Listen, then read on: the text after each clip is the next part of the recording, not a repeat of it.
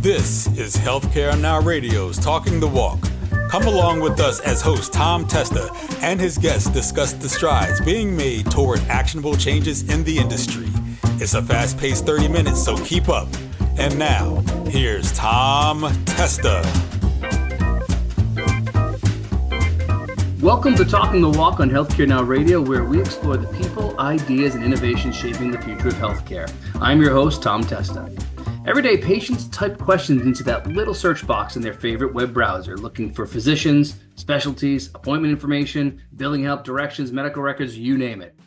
Well, what they search for can reveal far more than whether they found the right web page. It can expose friction, unmet needs, access barriers, and even organizational blind spots. Joining me today is Chris Pace. He's the Vice President of Digital Experience Strategy at Searchstacks. Chris works with healthcare organizations to better understand what patients are actually trying to accomplish online and why search data may be one of the richest sources of consumer insight available. Chris, welcome to Talking the Walk. Thanks, Tom. It's great to be here. Great to have you on the show, Chris. This is a topic that impacts a lot of healthcare consumers, so I'm really excited to get into it with you today. So I want to kick things right off here, Chris. Most people probably think of website search as just another navigation tool. You've argued it's much more than that. What does the search box actually tell us about a health system? Yeah, so it's a great question, and it comes up a lot because search outside of websites is so vast, and you can get the answer to any question instantly. And we've kind of dropped the ball when it comes to search on websites, especially in the healthcare space. And I think it's because we've been looking through this through a far too narrow of a lens. Mm-hmm. People think that search is there to find a page, a specific page. And I think that it's a lot more valuable than that. Search is actually representing the intent of your customer, or in this case, your patient. And that customer or the patient is trying to tell you what they are trying to accomplish in that moment. They aren't just looking for a blog on a specific topic. They're trying to find the right doctor, understand a condition they've been presented and is a little bit scary to understand, or even utilities like scheduling an appointment or paying a bill. And that's where I see search as this content discovery layer rather than just search itself. And, when people discover the right information and accomplish what they came to do, then that tells me that your health system understands the needs of its patients. And in order to understand that, you need to know what they're asking. You mentioned the contact discovery layer, so when searching, and I know you just kind of touched upon this, what are some of the even more specific things patients are telling us, sometimes without organizations even realizing it? Yeah, so to sum it up, they're really telling us that where they're struggling and where there's friction in your organization. So it might come through as they are using a different language that we don't use. And I think of like all of the very scientific condition-based terms or specialty terms that are inside baseball speak for healthcare organizations, but the average consumer doesn't speak that language. So when they go to search, they're going to ask a question based on their understanding of what they're up against. And it's our job as healthcare practitioners of marketing that we meet those folks where they are. The other thing they're telling us is maybe they're not able to find the provider they're looking for, even though they're in your doctor directory. They can't find the location that they're trying to find because maybe they're using a neighborhood term rather than a zip code or a city name. And so just having that robust data repository where those sort of colloquialisms of how normal people talk can connect to the right content and be discoverable inside of your vast web experience. No, that's important. It's really helping out these patients who might not know exactly how to search or what they're searching for. That's great, Chris. I want to talk about how your team partnered with MDRG on the research, win or lose patients at the digital front door. What were one or two findings that really surprised you when it came to that?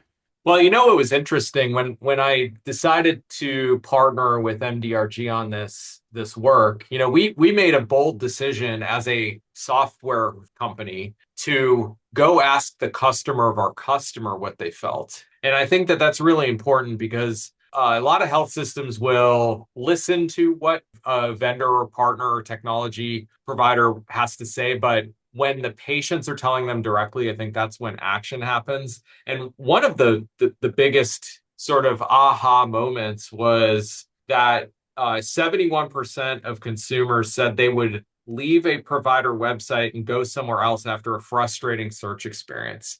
And if you think of, you know, the just those typical use cases that I described a moment ago, you know, getting to a no results found page, I mean, that couldn't be more frustrating for somebody that's in a moment of uncertainty or emotion around a case or condition that they're up against. And I mean, what would erode trust more than the fact that, you know, health system doesn't understand what I'm asking and therefore has no result? The other one, and this was more of a validation that I've believed, you know, from my chest, is that 80% of patients said a better digital experience would increase their confidence in a healthcare provider. Wow. So the doctors are the stars, obviously, and their credibility goes without saying, but that's at the patient experience level. When choice is being made or discovery is happening, if your website isn't equipped to meet those expectations, that's where trust is won or lost. And that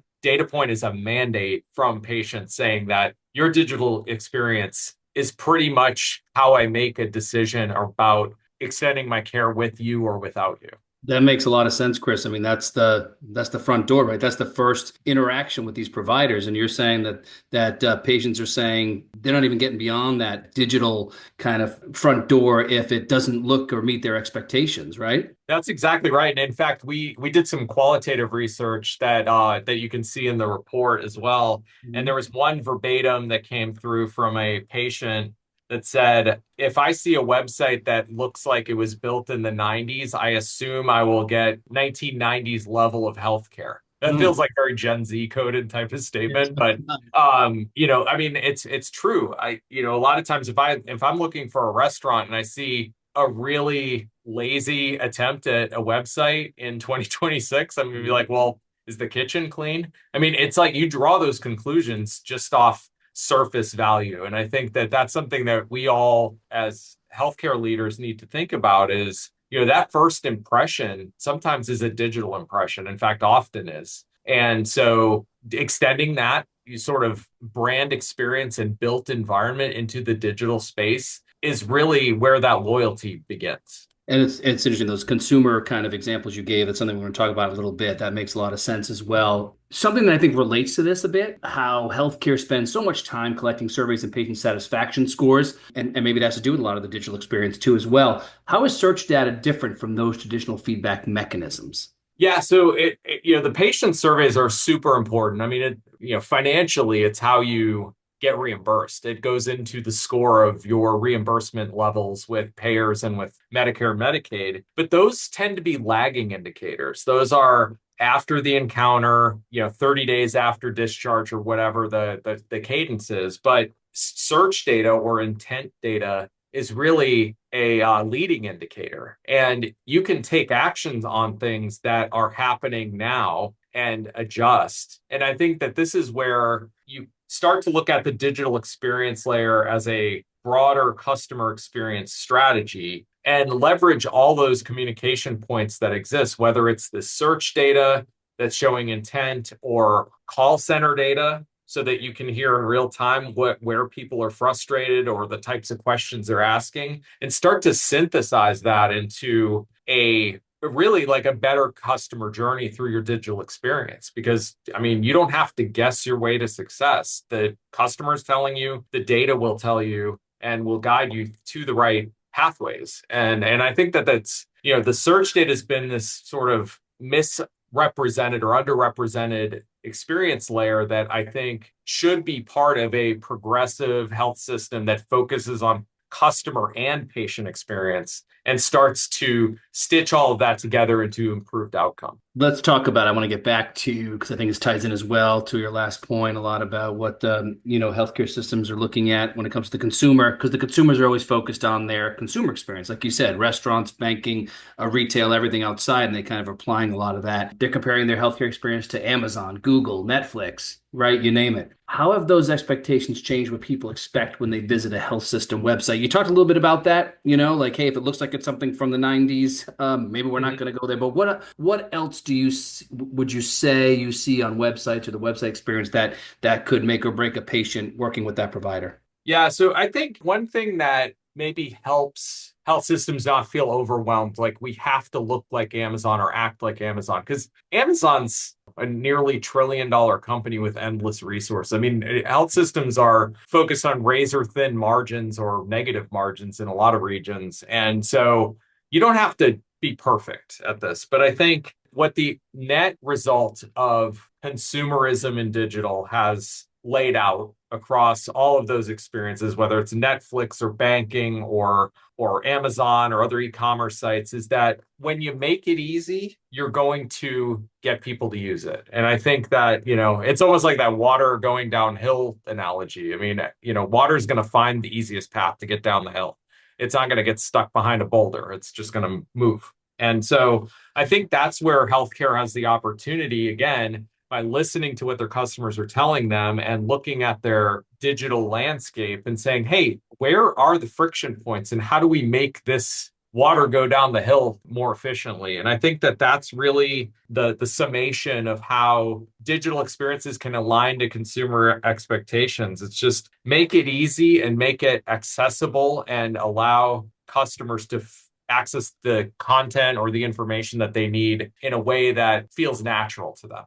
Follow up to you on that, and I'm just curious to get your thoughts on this. What about some of these big consumer brands like Amazon? I mean, I even think I saw something where at one point Uber, I'm not sure that some of they're also getting into that healthcare space, right? And so how is that viewed by, and I know they do it differently, right? They're not offering surgical care or things like that or procedures, but whether it's pharmacy or other things, how has that impacted search and stuff like that for providers? Yeah, it's a really good question. And I think that at the end of the day, this becomes, I remember in, grad school, my MBA program, going through like a strategic management conversation. And Mhm. it's really like, what are your core competencies? And Mm. I would say that, most health systems aren't excellent at what Uber is excellent at, which is getting customers into a sticky experience and delivering exactly what they want in the moment they need it, whether it's a car or food or rides to a hospital. Health systems just aren't built that way to compete against that. And I think that where health systems can align and win is around first being aware of what's happening around you and deciding strategically, does it make sense for us to partner or compete against those external threats, if you will. And, at the end of the day, there's a lot of people in, the C-suite or in boards that, have the idea that, hey, it's digital, so it's probably easy and we can do it quickly. And I think what those of us in the know recognize is, healthcare is a complicated business. And that's why there's only so many, I mean, what are there, like 5,000 hospitals in the United States? Mhm. You compete in that space because you're good at that particular function and you have the ability to serve people in that capacity. And, in order to get big things done, you have to have alignment, you have to have buy-in, you have to have resources, and it comes at a consequence of something else. So what I would recommend our audience to think about is, again, like focus on what you're good at and make it great. And don't try to do everything for everybody. And I believe that we can start to solve some of the challenges we have in the healthcare space. If you're just tuning in, you're listening to Talking the Walk on Healthcare Now Radio. I'm Tom Testa, and joining me today is Chris Pace. He's the VP of Digital Experience Strategy at SearchStacks. Chris, I want to straight up ask you. I think we've kind of have a general idea, but we want to hear it from you. What's the business impact of website search quality? Yeah, so in e-commerce, business impact is really defined as, how many people added something to cart, and how many people checked out, and the revenue per customer. And healthcare is not that simple. And so the way I think about search quality is one, connection to care, but then another is through operational efficiency. And I'll talk a little bit about what I mean there. So, health systems invest a lot of money in trying to get you to their website. They spend money on ads through Facebook. You've all seen them. Search ads. When you type in orthopedic doctor near me, you're probably going to see the health system that's closest to you with some kind of paid ad in that Google search result. And then the folks get to the website, and it's not really a seamless experience to get to the end result, which is booking an appointment. And I think that what a quality search experience can do is sort of serve that last mile of the transaction. So, when somebody clicks that ad or goes to SEO results or an LLM, they're basically trying to validate what they might know about you or might know about themselves and say, hey, is this health system going to do the job for me? But then at the end of the mile, so to speak, then it's really around, hey, okay, I understand what I need now. How do I find access? And I think that's the key business outcome. Number one is delivering access through a digital solution.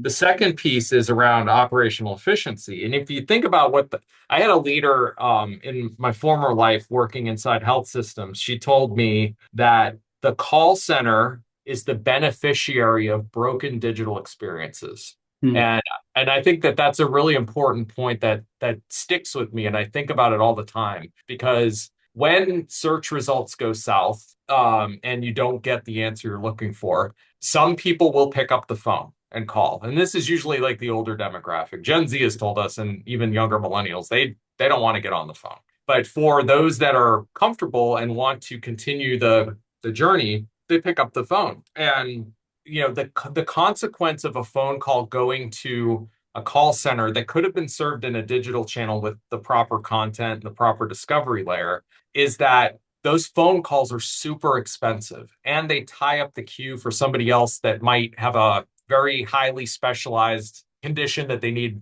a doctor for right now. And so if it's a simple question like, how do I reset my password on my portal? I actually had this example at the health system I used to work at, where we were fielding nearly 1 million phone calls a year on password resets. And you can do that all online. And so when we looked at the search analytics, we said, oh, well, it's because the search results aren't coming up for that question, because they're saying portal instead of my chart or whatever. And so just having the synonyms adjusted meant that we saved the health system millions of dollars in phone calls, because those calls are like $20 roughly per call. So if you think about all of those friction points that end up in a phone call that could have been served digitally, that alone rationalizes every investment you ever make in digital, whether it's content, search. If you can just reduce phone call load for the unnecessary phone calls that are burdening your call center, you can probably get as much budget as you want to build a better digital experience. And Chris, just to jump in, how does things like online chat and things like that, how does that impact? Is that considered a call center element, or is that a digital experience for patients? Yeah, I think in large part because they're still mostly person assisted. That is a call center agent that's fielding it. You do get a lot more efficiency through that, because like one call center agent can field multiple chats at one time versus a phone call is one to one. Right. And so obviously, if you have a chat experience, that is the next best action if there is friction, because you do get a lot more efficiency through that.